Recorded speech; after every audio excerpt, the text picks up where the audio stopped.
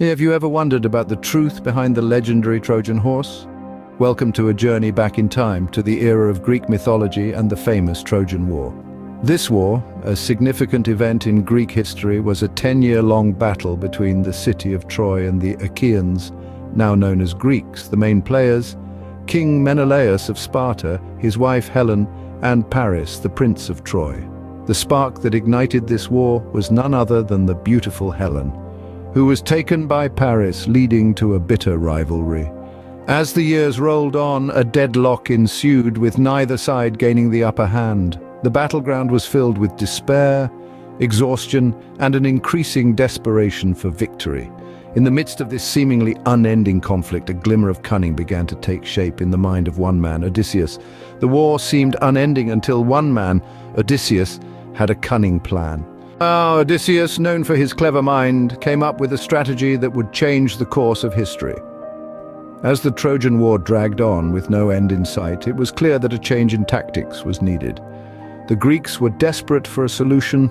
Enter Odysseus, the king of Ithaca, known for his wit and cunning.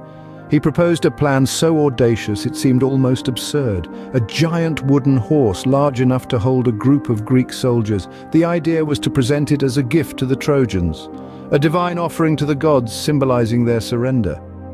The Trojans, eager to end the decade-long conflict, would then bring the horse inside their fortified city. Little would they know, it was not a symbol of surrender, but a deadly trick. A trick that would tip the balance of the war in favor of the Greeks. And so the idea of the Trojan horse was born. Creating a believable divine gift required remarkable craftsmanship. Picture this: a colossal wooden horse, so large it towered over the men building it. This wasn't just any structure, it had to be convincing, a masterpiece that would trick the Trojans into believing it was a divine gift. The Greeks, known for their artistry, poured their skills and efforts into this deceptive construct. The horse was built primarily from timber, a material readily available and easy to work with. It was carved and shaped meticulously, its exterior polished to perfection, its interior hollowed out to accommodate a select group of Greek soldiers. Every detail was considered, every feature designed to echo a divine presence. The people involved in its construction were not just workers, but artists, soldiers, and strategists, collaborating to manifest this symbol of deception. Their combined efforts resulted in a structure so convincing it would change the course of history. With the horse ready, the Greeks were set to execute their plan. The Greeks had built the horse, but would the Trojans accept it? Now here's where the cunning of Odysseus truly shines. The Greeks had to convince the Trojans that this enormous wooden horse was a peace offering, a symbol of their surrender and a gift to the gods. To do this, they employed the help of Sinon, a Greek soldier. Sinon was left behind as the Greek forces seemingly withdrew. He spun a tale of being a scapegoat abandoned by his fellow soldiers. He presented the horse as a tribute to the goddess Athena, suggesting that its acceptance would render Troy invincible. Despite warnings from the priest Laocoon and the prophetess Cassandra, the Trojans, eager for an end to the decade-long war, fell for the ruse.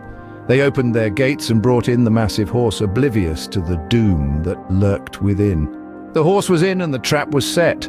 Imagine being a Greek soldier hiding inside the horse. What would that have been like?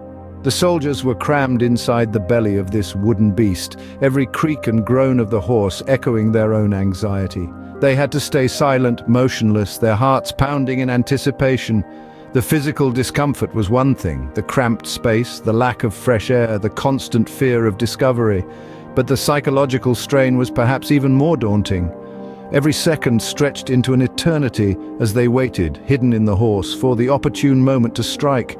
They were trapped in a game of patience and nerve, a deadly waiting game. The stakes, victory or defeat in a war that had lasted for 10 long years, and then in the dead of night they emerged, and the rest, as they say, is history.